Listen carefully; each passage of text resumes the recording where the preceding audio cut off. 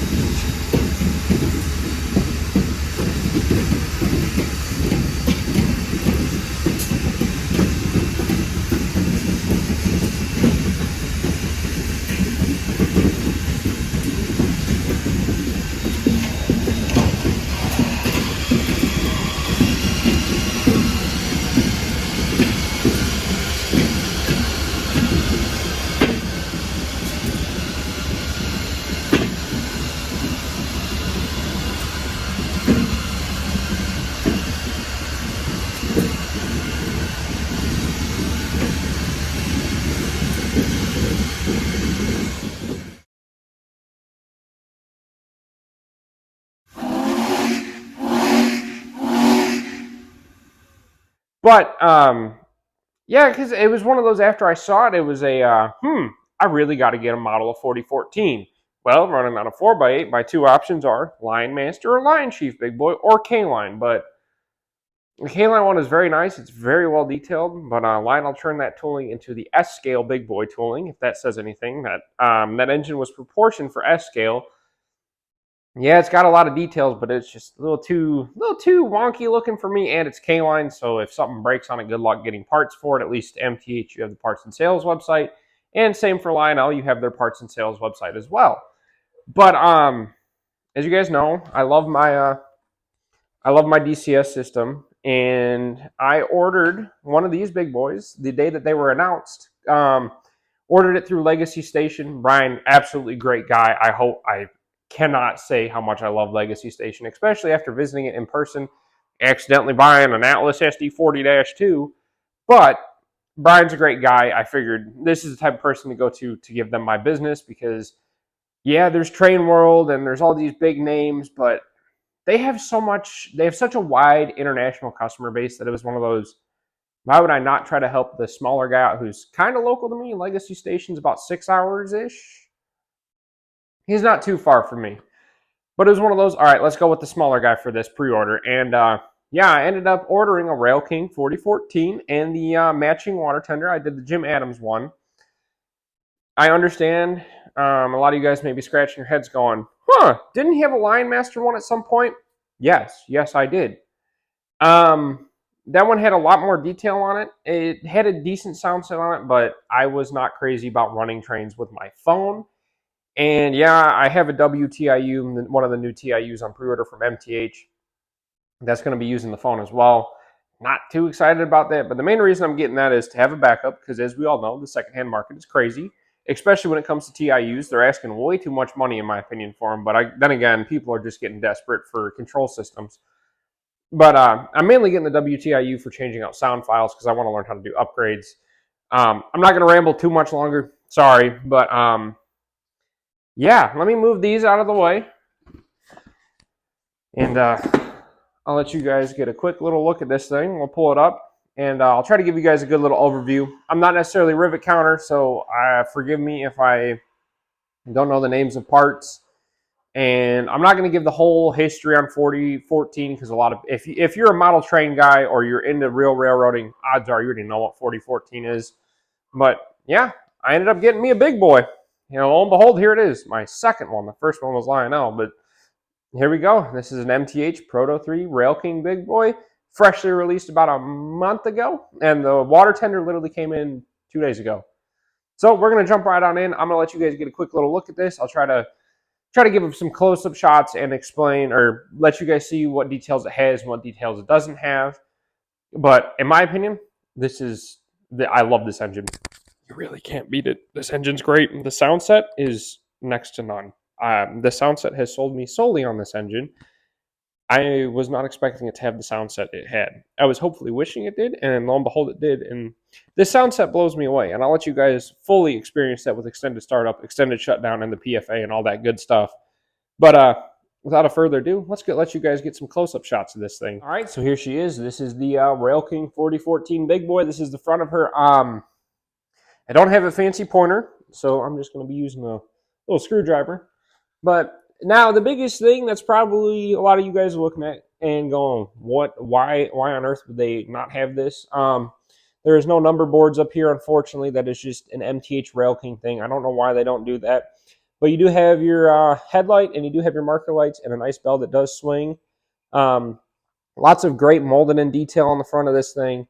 Overall, I mean, yeah, besides the lack of number boards, but I've gotten used to it. I still think this engine's a great looking engine. Yeah, unfortunately you can't put a dummy coupler on it. That's all molded in. You do have the shield on the front of it though, thankfully, and quite a bit of good detail. All right, so this is kind of the money shot. You have quite a bit of molded in detail along the boiler here. You do have separately applied handrails. You do have a double smokestack, which is angled to make it look like the smoke is coming out of two different stacks, and it gives it the effect that there's actually two smoke units. There is just one smoke unit inside this engine. But you do have the 4884 wheel arrangement on it. You have some nice pop-off valves. You do have a very beautiful little whistle up there. Nothing too crazy. This is a railking. This is a semi-scale model once again. So a lot of molded in detail, but still, it looks absolutely great. So now the next thing is you do have the firebox right here painted gray. A lot of nice rivet detail. You do have hatches on the roof. You do have a hatch on the roof. Does not open. Once again, everything is molded in. You got some nice 4014, very crisply printed on it. Also, one thing I did forget to mention is this engine does have a printed legible builder's plate on it, which is awesome to see on a railking model. I cannot lie. And then you have the oil style tender for this. I did go with the oil burning version because, of course, the 4014 I saw was oil burning. But yeah, that's just a very quick little overview at some of the details on it. Lots of molded in detail, but once again, there is separately applied handrails on the tender all over the place. Nice big ladder in the back right there. Now this does have something weird with the drawbar. Most Proto 3 engines, the drawbar, you can kind of feel it click. This one, it does not. It just kind of slides in, and so I found that that little drawbar will wiggle itself out of place. So I do have the little tiny block that they include. When you open the engine up, there's a little tiny block that you can put underneath the drawbar coming out of the locomotive, so it does not wiggle itself loose. So I do have that in for this video. But yes, there is one thing I did forget to mention, and yeah, I was a little bit disappointed to find this out, but I'll show you guys exactly what I'm talking about. All right, so this is supposed to be the railking restoration big boy. And you guys may be wondering, well, I thought this was supposed to have the chalk mark because that's what the MTH announcement image showed. Well, come to find out, Brian called me at Legacy Station when MTH was getting ready to ship these engines.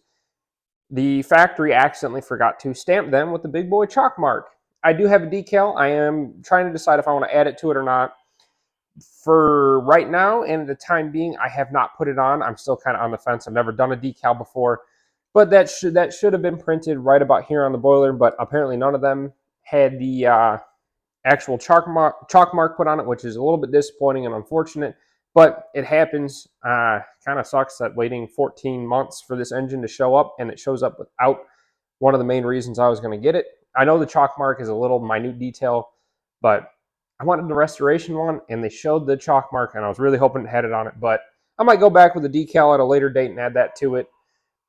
So the next thing we're going to show, let me pull this thing forward. Oop, not backwards.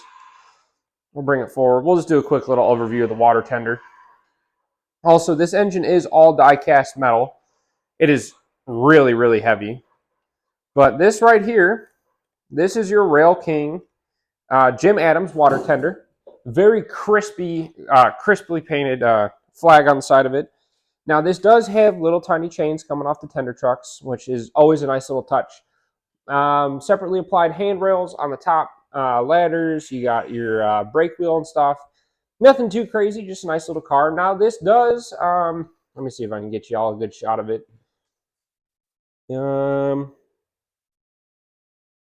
Maybe. You can kind of see it down here. There is a wire that drops out from underneath of the tender and hooks into this. And with that, you actually are able to get a proto coupler and a backup light on this. Let me show you that proto coupler in action real fast. And then if you go to put it in reverse, there's the backup light. So yeah, cool little water tender. Definitely had to get it. I love the Jim Adams one. Is my absolute favorite water tender. But yeah, we're going to get right in, and I'll let you guys enjoy this thing in action. All right, so one more thing is that this engine is actually equipped with the restoration sound set that they did put in the Premier version of this engine. So it sounds absolutely phenomenal.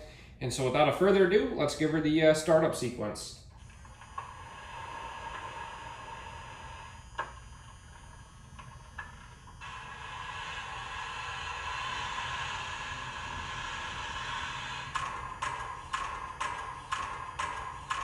Swing that spout over.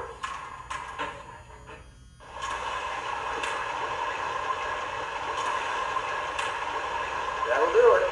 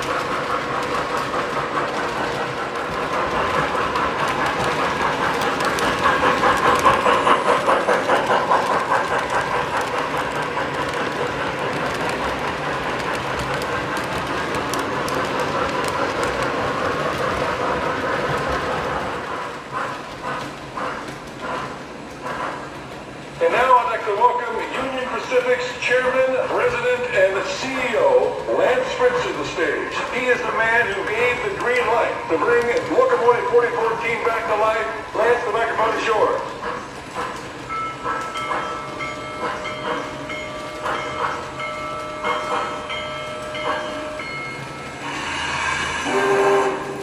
On my left, Union Pacific number 844, brought to Union Pacific in 1944, topping out at a speed of 110 miles an hour.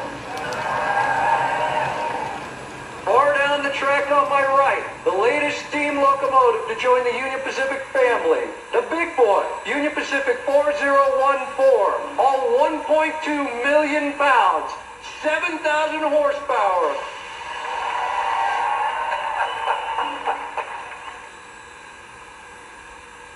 So let's get started on why we're here today. Union Pacific Lance Fritz calling Union Pacific Big Boy number 4014. Over. Union Pacific 4014 responding to Chairman Lance Fritz. Come in, over. I'm in position in front of your locomotive. We're ready for you to make a move. Are you ready? Over. UP 4014 is ready to proceed. Chairman Fritz, over. Union Pacific 4014. Take him ahead. Over. Understood. Here we come. Union Pacific coming ahead. Here we come, sir.